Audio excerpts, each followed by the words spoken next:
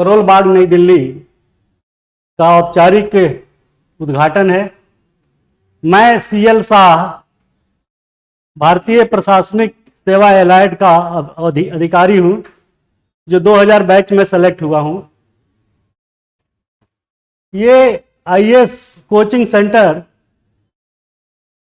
Basically IAS में चयनित उन अधिकारियों के द्वारा चलाया जा रहा है जो अपनी सेवाएं 20-25 साल दे चुके हैं और सेवानिवृत्त कुछ हो गए हैं। मैं सीएल शाह आपका पुनः स्वागत करता हूं और ये अपेक्षा करता हूं कि आप इस कोचिंग का ज़्यादा से ज़्यादा लाभ लेकर अपनी मंजिल को, अपनी उद्देश्य को प्राप्त करें। हमारी कोचिंग दूसरे कोचिंग से अलग कैसे है, ये मैं थोड़ा सा ब्रीफ बताना चाहूंगा कि ये पहली कोचिंग होगी मेरी जानकारी में कि जो आईएएस ऑफिसर्स के द्वारा चलाई जा रही है, जो एक जगह नहीं 6 जगह सेलेक्ट हुए, राजस्थान, एमपी, बिहार पीसीएस से लेकर के सिविल सर्विसेज आईएएस वगैरह में। हमें पता है कि इस कोचिंग में पढ़ने के बाद आपका सिलेक्शन क्यों 100% सुनिश्चित होगा, क्योंकि हमें ये पता है कि क्वेश्चंस का ढंग क्या है और उस क्वेश्चंस को हल करने का ट्रिक क्या है। मैं आगे बढ़ते हुए आपको इस कोचिंग द्वारा दी जाने वाली कुछ डिफरेंट स्टाइल के बारे में बताना चाहूंगा कि ये कोचिंग दूसरों से अलग इसीलिए है क्योंकि ये सिर्फ और सिर्फ एग्जाम क्रैक करने के पर्पस से चलाई जा रही है, न कि आपको प्रोफेसर या कुछ और लेक्चरर या किसी और नौकरी में जाने के लिए तैयार की जा रही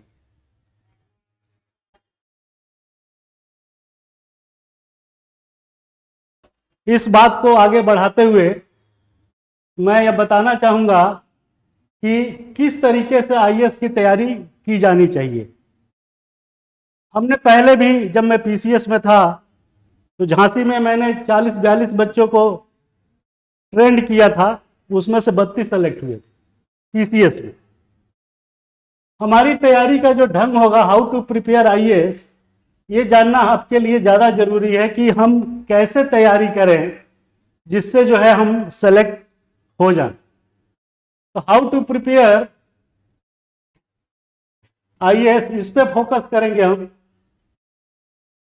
कभी भी कंफ्यूज मत होइए कि हिंदी माध्यम सही है या गलत है। ये कोचिंग हिंदी और इंग्लिश दोनों को कंबाइंड करके चलाई जाएगी, क्योंकि हिंदी वाले को इंग्लिश पता होना जरूरी है और इंग्लिश वाले को हिंदी पता होना जरूरी है। हिंदी माध्यम के अभ्यर्थियों से मेरा सलाह है कि वे जो है इंग्लिश से कतई परहेज न करें। इंग्लिश क्वालिफाइंग प्री में भी है और मेंस में भी है। तो हिंदी माध्यम में क्या सही है क्या गलत है, सब कुछ उतना ही सही है, सब कुछ उतना ही गलत है। सब कुछ एक साथ लेके नहीं चलेंगे तो सफलता नहीं मिलेगी। तो इसीलिए आप ये मत सोचें कि हिंदी माध्यम गलत है या सही है। हिंदी माध्यम और माध्यम की तरह ही उतना ही इंपॉर्टेंट और अपरिहार्य है जितना कि अन्य माध्यम। तो इससे कोई फर्क नहीं पड़ता कि आप हिंदी माध्यम में हैं या किस माध्यम में। मैं खुद हिंदी माध्यम से एग्जाम दिया था। हमारी जो परीक्षा की प्रणाली तैयारी करने की है वो प्री, मेंस और इंटरव्यू तीनों को कंबाइंड करके चलेगी। अगर हम तीनों को कंबाइंड नहीं करेंगे तो आप जो है सेलेक्ट होने की कोई गारंटी नहीं है, लेकिन जब आप तीनों को कंबाइंड करके चलेंगे तो सिलेक्शन होने की गारंटी आपको हम 66-70% की देते हैं। दूसरा हमारा जो है पाठ्यक्रम है जो क्रॉस स्टडी कराता है with reference of various subject. देखिए, जब आप कोई विषय पढ़ते हैं, सपोज आप इकोनॉमिक्स पढ़ते हैं तो उस इकोनॉमिक्स की जरूरत खाली इकोनॉमिक्स में नहीं है, बल्कि उसकी जरूरत ज्योग्राफी, हिस्ट्री और अन्य सब्जेक्ट के साथ को रिलेटेड है, इंटर रिलेटेड है।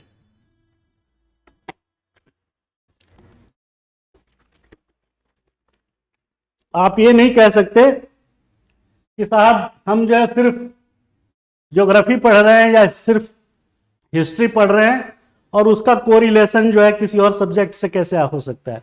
उसको हम रिलेट करते हैं क्योंकि क्वेश्चन का ट्रेंड यही है मार्केट में जो यूपीएससी सेट करता है।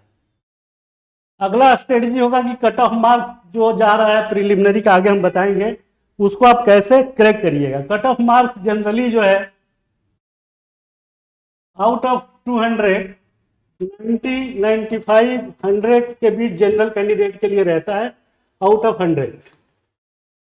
अब सवाल ये पैदा होता है कि आपको इतना 50% के करीब नंबर लाना है, तो आप 50% कैसे लाएंगे, ये रणनीति हमारी होती है जो हम आगे बात करेंगे।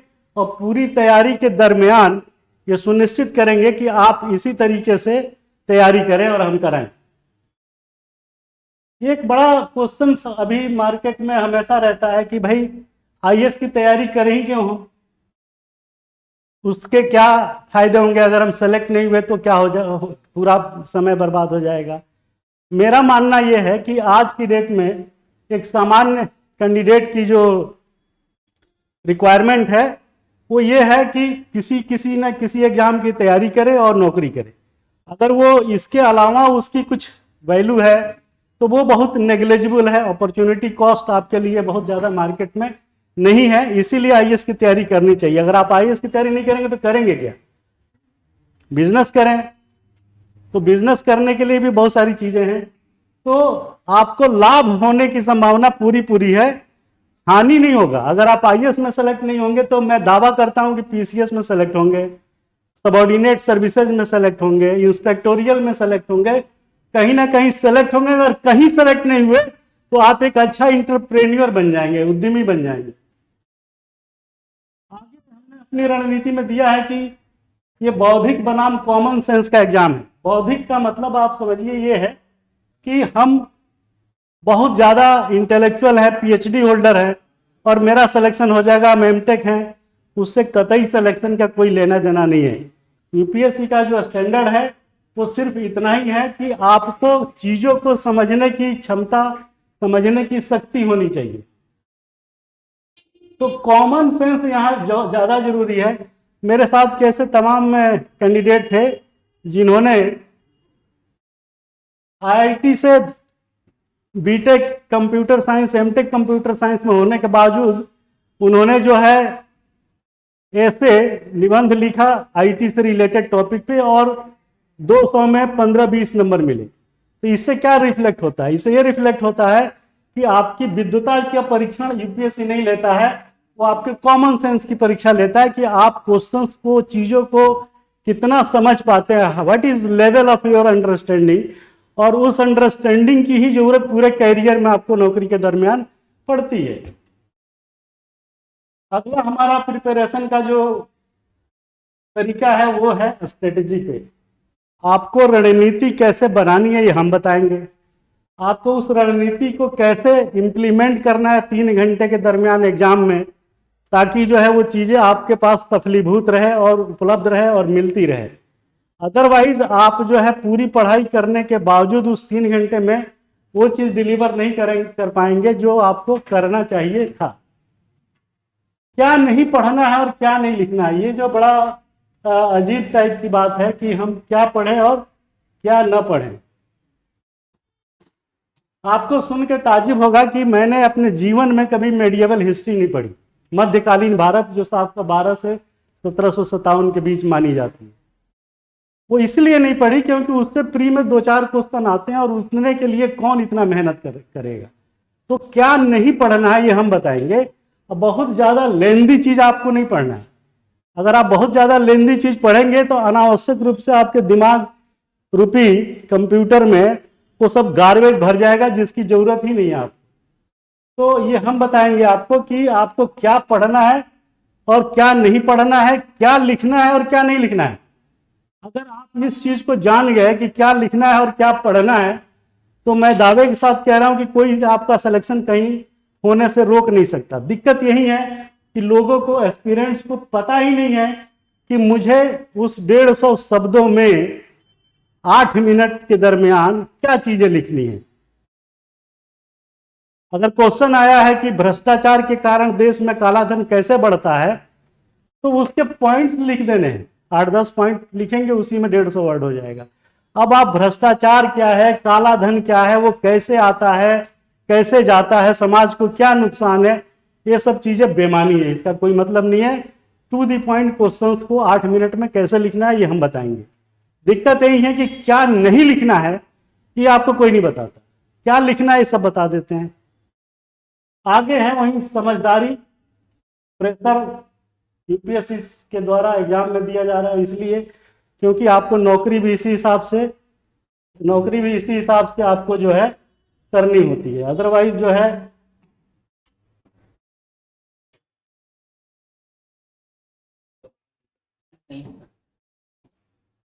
तो इसमें जो है आपको प्रेशर बिल्टअप मैकेनिज्म जो है यूपीएससी के द्वारा दिया जाता है। आपने देखा ही होगा कि एग्जाम सुबह है, फिर शाम को, फिर अगले दिन लगातार होता है। तो समझदारी को विकसित करना है, समझदारी। एक कहावत है ना कि बिन बुद्धि जरो विद्या। वो विद्या किस काम की जिसमें आपका common sense, common intelligence use ही नहीं हो पा रहा है। तो Zn+H2SO4 केमिस्ट्री में जो हम लोग पढ़ते हैं उसका क्या फायदा है? हमको यहाँ Zn+H2SO4 नहीं पढ़ना है। आज की डेट में जो कुछ क्वेश्चन पूछ रहा है उसको आप कैसे समझते हैं ये ज्यादा जरूरी है, आगे हम बताएंगे इस पे। तो ये हमारा फोकस एरिया होगा कि ये सब रणनीति को लागू करके हम प्रीसा आईएएस आपको जो है तैयारी में मदद करेंगे, और मदद करने के साथ ये दावा करेंगे कि आप लोगों का सिलेक्शन एटलीस्ट 2/3 जितना स्ट्रेंथ होगा हमारे साथ उसका हो, और आईएएस में ना हो तो पीसीएस में हो, अब पीसीएस में भी नहीं होता है तो सबऑर्डिनेट सर्विसेज में हो। इसकी तो हम गारंटी चैलेंज के साथ दे सकते हैं। आगे हमने बताया है कि कट ऑफ मार्क्स कितना रहता है, ये मैं पहले आपको बताया था। देखिए ये ऑफिशियल साइट से लिया हुआ है यूपीएससी के, जिसमें दिखा रहा है कि कट ऑफ मार्क्स 107, 116, 105, 98, 98, 92, 87.5 2021 में देखिए और लोअर हुआ है। और आप खुश मत होइए कि ये तो बहुत कम है, 200 में 87 नंबर, ये बहुत ज्यादा है। इसका रीजन ये है कि जितने क्वेश्चंस जीएस में आते हैं 100 नंबर के, 100 क्वेश्चन आते हैं 2-2 नंबर के, तो ये जो 100 क्वेश्चन है इसमें ट्रेंड ये रहता है कि 10 से 15 क्वेश्चन ऐसे होते हैं जो किसी माई के लाल को आता ही नहीं है, वो सिर्फ क्वेश्चन सेटर को मालूम है। और वो इसलिए क्योंकि आप सर्वज्ञ ज्ञाता नहीं हो सकते, और यूपीएससी आपकी इस ज्ञान के भंडार को जानना भी नहीं चाहती, क्योंकि ज्ञान का भंडार तो गूगल पे पड़ा हुआ, आप कितना पढ़ेंगे। इसीलिए ये स्कोर जो है कम जाता है। तो 10-15 क्वेश्चन ऐसे होते हैं जिसका आंसर किसी को मालूम ही नहीं है, क्वेश्चन सेटर को मालूम है। गूगल पे करिएगा तब भी वो इतना घुमा के पूछा होगा कि आप कंफ्यूज होंगे। तो इस एरिया को तो छूना ही नहीं है। कॉमन एरिया में 40 क्वेश्चन ऐसे होते हैं जो आप बिना पढ़ाई, बिना कोचिंग के भी कर सकते हैं, लेकिन उसके बाद के जो 40 होते हैं +20 ये मान लेते हैं, तो ये 40 को हम फोकस करते हैं। आप खुश हो जाते हैं कि साहब हमको तो सब पता है, पढ़ने से सब पता चल गया, तो वो आप इस 40 के दरमियान रहते हैं। दूसरा जो 40 हम बनाएंगे उसके बारे में आपको पता नहीं रहता है। अगर पता रहता भी है तो आप क्वेश्चन को समझ नहीं पाते हैं, और क्वेश्चन को जब तक नहीं ठीक से समझिएगा आप ऑप्शन चाहे प्रिलिमिनरी हो चाहे मेंस हो आप नहीं लिख पाएंगे।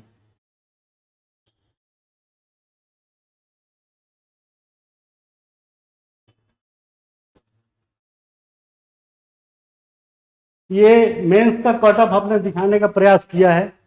देखिए 44%, 43%, 42, 43 इस टाइप के जो है मेंस का कट ऑफ जाता है। इंटरव्यू के बाद का अलग है। एक बड़ी इसमें जो है सार्थक चीज़ है, मीनिंगफुल चीज़ है, जो मैं आपको हाईलाइट करना चाहता हूँ। मार्केट में ये बड़ी अफवाह है कि हिंदी माध्यम के बच्चों के साथ भेदभाव होता है। तो भाई कोई भेदभाव नहीं होता है, लोग गलत इंटरप्रेट करते हैं। पहला गलती लोग इसलिए कर जाते हैं क्योंकि भाषा को माध्यम बनाने की सुविधा जो है मेंस में, न कि प्री में।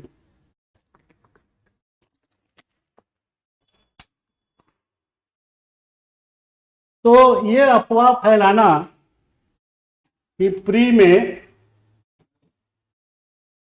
हिंदी, प्री और मेंस की बात दोनों में कर लीजिए, हिंदी को लेकर बड़ी अफवाह है। अफवाह यह है कि हिंदी मीडियम के बच्चे जो है कम सेलेक्ट होते हैं। ऐसा नहीं है। ऐसा इसलिए नहीं है क्योंकि हम साइंटिफिकली आपको बता रहे हैं जो डाटा यूपीएससी से हमें मिलता है। पहली बात ध्यान रखिएगा कि भाषा को माध्यम बनाने की जो सुविधा है वो सिर्फ और सिर्फ मेंस एग्जाम में है, मेंस के एग्जाम में है। ये बहुत कम लोगों को पता रहता है। मेंस एग्जामिनेशन में आपको भाषा का माध्यम चुनने की विकल्प फॉर्म में रहता है कि हिंदी, इंग्लिश, कौन सी भाषा। प्रीलिम्स एग्जाम में कोई जो है भाषा का प्रश्न, भाषा का भेदभाव नहीं रहता है। इसलिए नहीं रहता क्योंकि उसमें हिंदी और इंग्लिश दोनों में क्वेश्चन पेपर बने होते हैं। जब दोनों में क्वेश्चन पेपर बने हैं तो आपको जो जिसमें पढ़ना पड़ के आपको ऑप्शन को सिर्फ जो है गोला भर देना है, उसके साथ जो है आपको कुछ और करना नहीं है। तो पहला चीज तो ये है। दूसरा चीज ये है कि अंतिम चयन में कौन किस भाषा से एग्जाम दिया उसका यूपीएससी आधारित डाटा पब्लिश नहीं होता है। ध्यान दीजिए, यूपीएससी डाटा पब्लिश नहीं करता है कि कितने लोगों ने मेंस का एग्जाम हिंदी में लिखा था। ये पता कैसे चलता है कि जब बच्चे मसूरी ट्रेनिंग में आईएएस एकेडमी में हम लोग जाते हैं तो वहां पूछ लेता है, वहां पूछता है कि आप किस भाषा में आप एग्जाम दिए थे। तो वहां पे आप जब लिख देते हैं कि हिंदी है तो या जो भी भाषा है, तो वहां से कुछ जो है डाटा इकट्ठा होता है, उसमें भी वो ऑथेंटिक नहीं है। पूछिए क्यों? हम लोग तो चूंकि वहां ट्रेनिंग किए हैं तो इसलिए पता है।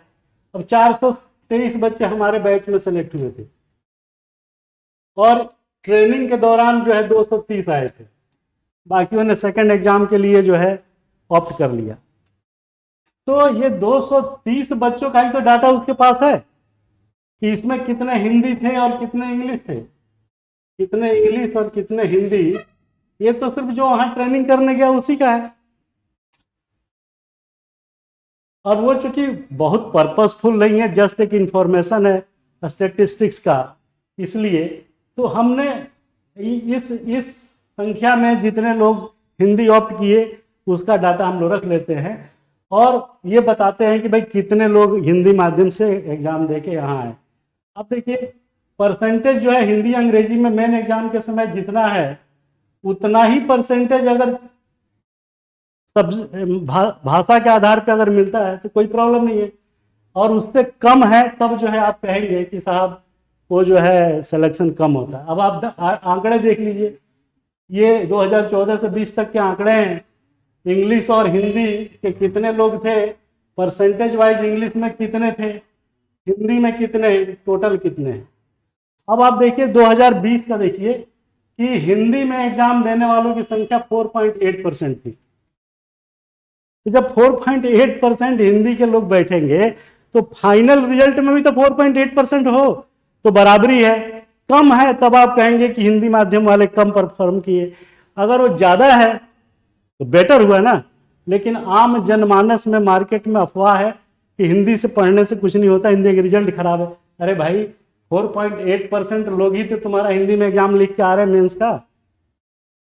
ये समझ में क्यों नहीं आता किसी को?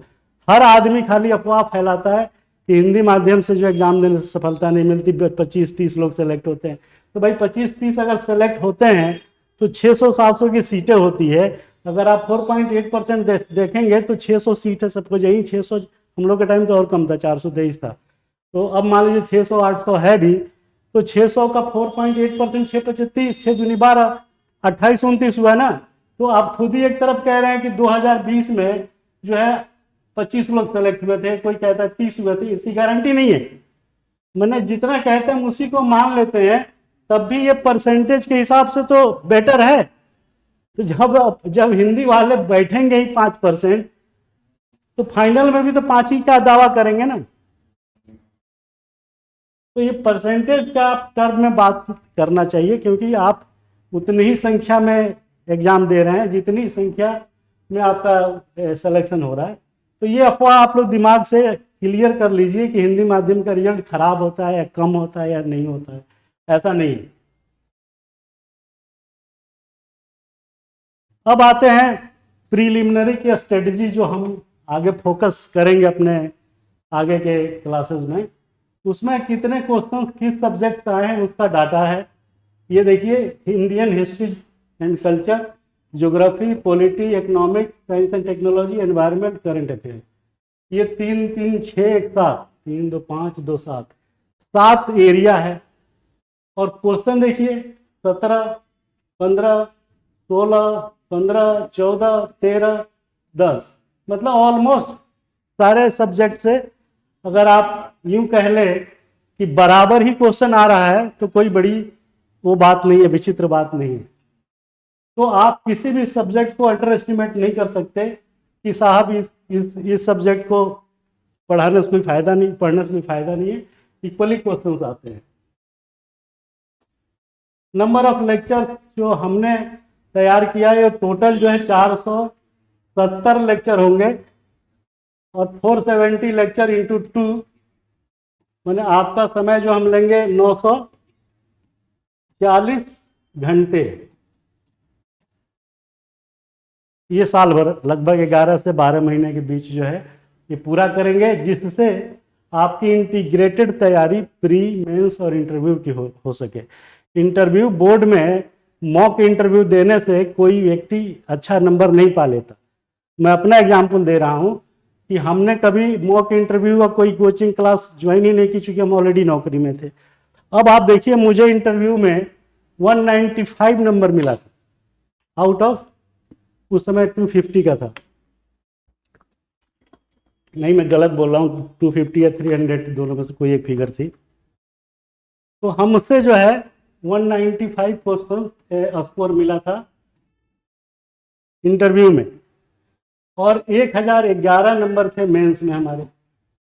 दोनों को जोड़िएगा तो कितना हो जाएगा, 1206, और रैंक थी 275। मैं ओबीसी से था, तो ओबीसी में मेरा रैंक था 51। सीटें बहुत कम थी, 423। मुझे ऑफर हुआ IITS, बाद में रिसफलिंग में IPS। कैडर खराब था, नागालैंड था, हम ज्वाइनिंग की। तो आपको पूरी मेथोडोलॉजी को ले करके हमारे निर्देशन में ये क्लासेस चलाई जाएगी, और मैं इसमें से 30% सब्जेक्ट या लेक्चर जो है खुद लूंगा, 30 to 40%, क्योंकि अकेले सारा कर भी नहीं सकता ना आदमी। तो ये है रणनीति हमारी। हर सब्जेक्ट पे हमने ब्रेकअप दिया है कि कितने लेक्चर होंगे। इसको आप लिख सकते हैं, देख सकते हैं, हम राइटिंग में आपको दे सकते हैं, कि कल को आपको ये न लगे कि हमने ज्वाइन करके गलती कर दिया, ये तो कुछ का कुछ पढ़ा के चले जाते हैं। आप क्लास की संख्या गिनते रह सकते हैं। बड़ी पारदर्शी और ट्रांसपेरेंट व्यवस्था हमने रखी है कि हर सब्जेक्ट पे पहले से बता दे रहे हैं कि 2-2 घंटे की 2 class 5 days in a week चलेगी, और वो हमारे निर्देशन में चलेगी, और मैं खुद क्लास 30-40% लूंगा। तो ये सारे सब्जेक्ट का डिटेल है। नेक्स्ट चलते हैं रणनीति के तहत। उसके बाद आता है कि मेंस के लिए वैकल्पिक विषय जो एक है इस समय, उसमें से कौन सा विषय का चयन करें। तो हमने बताया है कि आप स्पेशलाइज सब्जेक्ट मत लीजिए, आप जनरलाइज सब्जेक्ट ले लीजिए, जैसे political science, history, geography, economics, sociology, क्योंकि इसका फायदा आपको जो है कहाँ मिलेगा, प्री और मेंस दोनों में। प्री और मेंस दोनों में इसका लाभ आपको मिलेगा। तो इसलिए ऐसे सब्जेक्ट आप अपनी पसंद से चुनिए, और बेहतर है कि ग्रेजुएशन में अगर कोई सब्जेक्ट आपका रहा और इंटरेस्ट रहा हो तो वो सब्जेक्ट चुनिए। ये सब्जेक्ट जो हमने बताया 6-7 है, उसमें से कोई एक चुन लीजिए, लेकिन उन 6-7 के बियॉन्ड मत जाइए। मेरा मानना है कि उनके बियॉन्ड अगर आप जाते हैं तो आपको फायदा नहीं होगा, नुकसान होगा। दूसरा है कि अन्य विषयों में योगदान कितना है। वो मैंने बताया कि ये सब सब्जेक्ट जो हैं दूसरे सब्जेक्ट या प्री मेंस में फ़ायदा पहुंचाते हैं, तो वो विषय देख लीजिए जो हमने बोला। साथ में आपकी रुचि कितनी है, ऐसा ना हो कि रुचि नहीं है फिर भी वो सब्जेक्ट ले लो, काम मत करिएगा। और किसी डिग्री या उपाधि की ज़रूरत ना हो कि आपने साहब BTech MTech BA MA BSc MSc में बहुत बड़ी जो है डिग्री या उपाधि मिली थी, वो उससे कोई मतलब नहीं है, वो मत लीजिए कि साहब हमारा बड़ा पूरा है। और लास्ट इसमें एक शब्द है रटंत, जिसको इंग्लिश में कहते हैं क्रेमिंग। वो रटने की प्रवृत्ति भूल जाइए कि साहब रट लेंगे और पास हो जाएंगे, नो। जब तक आप समझदार नहीं बनेंगे, क्वेश्चंस को समझने का ढंग आपको नहीं मालूम होगा, तब तक सिलेक्शन नहीं होगा, चाहे प्री हो चाहे मेंस हो, ये मैं आपको बता दूं। क्योंकि सारा का सारा दारोमदार क्वेश्चंस को समझने पे है। जो बच्चे को हम समझाते हैं कि इसका मतलब ये कहना चाह रहा है, तो बच्चे को लगता है कि अरे ये तो बहुत आसान है। अगर हम ये कह रहे हैं कि साहब भ्रष्टाचार से काला धन को बढ़ावा मिलता है, तो इस बात को हम कई तरीके से कह सकते हैं कि भ्रष्टाचार चाहे वो प्राइवेट या पब्लिक सेक्टर में हो, वो भ्रष्टाचार को बढ़ावा देता है। ऐसा कहने से हमारा पर्पस थोड़ा आसान हो जाता है। और उसमें अगर हमने प्राइवेट और पब्लिक नहीं बोला तो आपको समझने में एक ही पार्ट दिखाई पड़ेगा कि सिर्फ जो है पब्लिक मतलब गवर्नमेंट ऑफिशियल्स के द्वारा ही भ्रष्टाचार के तहत काला धन बढ़ता है। लेकिन अगर हमने क्वेश्चन में ये चीज़ डाल दिया प्राइवेट और पब्लिक, तो आपका क्वेश्चन समझना आसान होगा। लेकिन यूपीएससी ऐसा काम नहीं करता, उसको और कॉम्प्लेक्स बोलेगा। वो कैसे बोलेगा उसी चीज़ को कि भारतीय अर्थव्यवस्था की गति काला धन एवं भ्रष्टाचार से एक दूसरे से को रिलेटेड है। क्या ये कथन सही है? ये क्वेश्चन दे देगा, बात वही है। इसी क्वेश्चन को दूसरे तरीके से पूछेगा कि आर्थिक विकास में अवरोधक के रूप में भ्रष्टाचार सामाजिक एवं सांस्कृतिक बुराइयों को जन्म देता है और अंततः सामाजिक एवं राजनीतिक न्याय को पाने में फेलियर करता है। ये भी एक क्वेश्चन इसी से बन गया। तो ये हमारी रणनीति होगी कि जब हम क्लास में आपको पढ़ाएंगे तो हम किसी टॉपिक पे एक क्वेश्चन नहीं, उसी आंसर कॉमन रखते हुए हम तमाम तरीके से उस स्टेटमेंट को क्वेश्चंस को आपके सामने रखेंगे, जिससे आपकी समझदारी विकसित हो। अगर इसी क्वेश्चन को हम ऐसे कहें कि ट्रांसपेरेंसी इंटरनेशनल ने भारत की अर्थव्यवस्था को मंद गति से चलने के लिए भ्रष्टाचार को जिम्मेदार माना, ये भी क्वेश्चन है, बात वही है। हम इस चीज को ऐसे भी कह सकते हैं कि गरीबी रेखा से नीचे रहने वाले लोगों का जीवन यापन जिस तरीके से कुपोषित के शिकार होते हैं उसकी जड़ में काला धन है, ये भी सेम क्वेश्चन है। तो हम लोग के साथ प्लस पॉइंट यही है कि एक टॉपिक पे कई तरीके से हम क्वेश्चंस को क्लास में ऑनलाइन ऑफलाइन फ्रेम करते हैं और बताते हैं कि देखिए इतने तरीके से क्वेश्चन पूछेगा, फिर भी आंसर सबका कॉमन होगा। तो आपको लगेगा कि अरे ये तो बहुत आसान है, अदरवाइज आपके लिए बड़ा कठिन है, क्योंकि आपने तो सीधा सीधा पढ़ा है और सीधा सीधा सोचते हैं। हम आपको 360 डिग्री सोचने के लिए बाध्य करेंगे। अगर आपको 360 डिग्री हमने नहीं सोचने के लिए बाध्य किया तो टोटल क्वालिटी मैनेजमेंट जो कहते हैं वो चीज़ टोटल क्वालिटी नहीं आ पाएगी और सिलेक्शन जो है फिर भगवान भरोसे ही रहेगा। तो इस तरीके से क्वेश्चंस को समझना और उसका आंसर राइटिंग कैसे करना है ये हम बताएंगे, तब आपका स्कोर आएगा, अदरवाइज वो नहीं आता। आगे बढ़ते हैं बुक्स पर प्रिपरेशन। क्या नहीं पढ़ना है, मैंने पहले ही बोला कि क्या नहीं पढ़ना है ये हमारे लिए ज़्यादा जरूरी है, और क्या पढ़ना है ये जरूरी है, लेकिन क्या नहीं पढ़ना है वो ज़्यादा जरूरी है। तो हमने जो बुक्स की लिस्ट तैयार की है इससे ज़्यादा कुछ भी पढ़ने की ज़रूरत नहीं है। वैसे तो गूगल पे तमाम चीज़ें पड़ी हुई है, कोई ढूंढना चाहे तो 10 जन्म जो है कम पड़ जाएगा। लेकिन आपको पीएचडी और प्रोफेसर और ये सब डेवलपर नहीं बनना है, इनोवेटर नहीं बनना है। आपको सिर्फ जो है एग्जाम पास करने के लिए अंडरस्टैंडिंग और बौद्धिक जो है चीज़ों को समझने की ज़रूरत है, जिससे आप आसानी से उसका आंसर लिख पाएँ और आंसर लिखने के साथ ही ज़्यादा स्कोर करते हैं। ये किताबों की लिस्ट है। ये किताबें हमारे इस हॉल की लाइब्रेरी में रखी हुई है, हिंदी और इंग्लिश मीडियम दोनों में। हमने इसमें कुछ सब्जेक्ट जो है थोड़ा बहुत अपनी तरफ से जो है डालने का प्रयास किया है, जिससे एक इंटीग्रेटेड जो है मटेरियल आपको मिल जाए। और ये जीएस 2 का प्रिलिमिनरी और मेंस सेकंड पेपर का जो प्री में तो कोई डिटेल सिलेबस नहीं रहता, सिर्फ नाम रहता है, तो हमने इसको कंबाइंड बनाया है। तो पहले तो उन्हीं से लिया है जो यूपीएससी का सिलेबस है, लेकिन आगे बढ़ते हैं इसमें, तो इसमें हमने अपनी तरफ से कुछ चीज़ें जोड़ी है जो उसमें नहीं था, जैसे कॉन्स्टिट्यूशनल, स्टैट्यूटरी, रेगुलेटरी एवं quasi judicial body.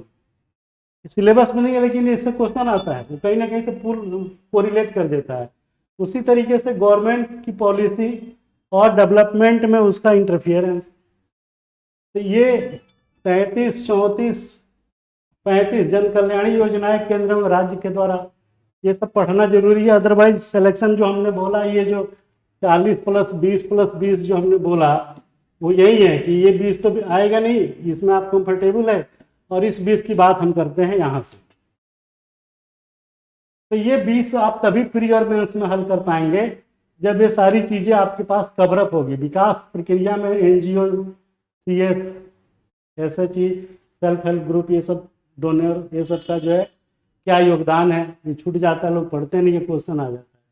Social issues, प्रशासन संचालन के आयाम, dimensions of administrative operation, transparency, accountability, E governance, decision making, adhocism, vigilance, corruption, loyalty, प्रशिक्षण एवं पदस्थापना, ट्रेनिंग एवं पोस्टिंग, प्रमोशंस, फेमिनिज्म वगैरह वगैरह। तो ये सब पॉलिटी का एक हिडन पार्ट है जो आपको टच नहीं करने देता है, क्योंकि आपको सिर्फ और सिर्फ सिलेबस दिखाई पड़ता है, उसमें हिडन चीज़ें जो एलाबोरेट करेंगे तो ये निकल के आएगी। तो उसके बाद इसमें पॉवर्टी, अब आप कहेंगे साहब इकोनॉमिक्स क्या है, नहीं, ये पॉलिटी में कैसा आएगा वो हम बताएंगे। पहला क्वेश्चन जैसे हमारे दिमाग में आ गया कि निर्धनता अगर आर्थिक व्यवस्था है तो उसके लिए क्या राजनीतिक व्यवस्था जिम्मेदार नहीं है? कोरिलेटेड है सब एक दूसरे से। अगर दुनिया में हर मिनट 11 आदमी भूख से मर रहा है तो उसके लिए क्या सिर्फ जो इकोनॉमिक्स जिम्मेदार है? उसके लिए नीति बनाने वाले, नीति इम्प्लीमेंट करने वाले वो लोग जिम्मेदार हैं। इसीलिए पॉलिटिकल में आज चला गया इस टाइप से क्वेश्चन ये। उसके बाद इसमें रीजनलिज्म एंड ग्लोबल समूहवाद, वैश्विक समूहवाद, जो डायस्पोरा है, वर्ल्ड डायस्पोरा, उसके बारे में क्वेश्चन हम बताएंगे। सिविल सर्वेंट की भूमिका कहाँ? प्रजातंत्र में। इंपेरिकल क्वेश्चन है, व्यवहारिक है। व्यवहारिक क्यों है? क्योंकि हम लोग इसमें नौकरी कर रहे हैं तो पता है कि क्या क्वेश्चन बन सकता है। ये प्लस पॉइंट है जो मैं बताना चाहता हूँ, बाकी तो किताबों में है ही। प्रजातंत्र में सिविल सर्वेंट की भूमिका, भारत में पड़ोसी देशों के संबंध, ये तो खैर है ऑलरेडी पहले। इंडियन डायस्पोरा और भारतीय हित के संदर्भ में विकसित एवं विकासशील देशों की राजनीति एवं योजनाओं पर प्रभाव। कहने का मतलब मेरा सिर्फ ये है कि आपको यूपीएससी जो है कंफ्यूज करने के लिए आपको मजबूर करता है कि आप कंफ्यूज हो और आप अपनी समझदारी को ठीक से दिखाएं। और समझदारी को कैसे ठीक से दिखाएंगे? जब आप क्वेश्चन सॉल्व करने में सक्षम होंगे तो उसी स्कोर से पता चलेगा कि आप जो है शासन प्रशासन में नौकरी के दरमियान आप आउटपुट देंगे और सबका सामूहिक और समष्टिवाद जिसे कहते हैं उसको आप जो है चरितार्थ करेंगे। तो फिलहाल मैं ये इस क्लास को इंट्रोडक्टरी क्लास की हम क्या करने जा रहे हैं और क्या हम करेंगे, ये चीज़ जो है आपको बताने का हमने प्रयास किया। और इस पे किस तरीके का मॉडल हम यूज करेंगे जिससे आपका सिलेक्शन पक्का हो, और गवर्नमेंट में होने का एक फ़ायदा कि आपको क्या चीज़ें हम देंगे जो दूसरी जगह नहीं मिलेगी। इसीलिए हम आपसे अपेक्षा करेंगे, आपको सजेस्ट करेंगे कि आप प्रीसा आईएएस कोचिंग ज्वाइन करें, चाहे ऑनलाइन करें, ऑफलाइन करें। पैसे की अगर किसी को दिक्कत है तो वो डायरेक्ट बात कर ले, वो सब एडजस्टमेंट करेंगे, क्योंकि हमारा उद्देश्य सोसाइटी को लाभ पहुंचाना है, खास तौर से जो आर्थिक रूप से कमजोर वर्ग है उसको। तो ये हमारा मोटिव है। ऐसा नहीं है कि हम पैसे के लिए इस प्रोफेशन में उतरे हैं। अगर कोई वाकई नीडी है तो हम उसको फ्री ऑफ कॉस्ट भी ऑनलाइन क्लास ज्वाइन करने की परमिशन दे देंगे, बशर्ते कि वो वाकई गरीब हो, कोई इसके भेष में कोई और ना है। तो ये हम आपसे अपेक्षा करेंगे। और इस यूनिक कोचिंग की जो विशेषता है कि मैं बीइंग ए सिविल सर्वेंट में क्लास लूंगा, मैं अपने निर्देशन में ही क्लास चलवाऊंगा, इसकी गारंटी है जो शायद कहीं और ना हो। लेकिन इस बात का ध्यान रखिए कि हर कोचिंग, हर इंस्टीट्यूट, हर टीचर बहुत अच्छा होता है, कोई खराब नहीं होता है। ये ध्यान दीजिए मेरी बात में, बहुत डिफरेंट बात बता रहा हूँ। हम किसी के स्टाइल की ये नहीं कह सकते कि वो खराब है। खराब सिर्फ एक ही चीज होती है उसमें कि हमको ये पता है कि क्या करना है और क्या नहीं करना है, और कितना करना है और कैसे करना है, क्या पढ़ना है क्या नहीं पढ़ना है, क्वेश्चन को कैसे समझना है, ये चीजें हम बताएंगे। इसलिए क्योंकि हमारे पास एक तो सफल होने की 6 एग्जाम पास करने की क्वालिटी है, दूसरा हम शासन प्रशासन में जुड़े हुए हैं, तो वहाँ की एम्पायरिकल बातें हम आपको बता सकते हैं, समझा सकते हैं। तो हर कोचिंग, हर टीचर बहुत अच्छा होता है, कोई खराब नहीं होता। सिर्फ अंतर ये होता है कि हमारी रणनीति और उसकी रणनीति में फर्क होता है। वो टीचर, प्रोफेसर इस टाइप की आपको डेवलप प्रमोट करता है बताने में। हम आपको सीधे सीधे लेके रणनीति से आते हैं कि IAS PCS के एग्जाम कैसे पास करें। Thank you very much. नमस्कार।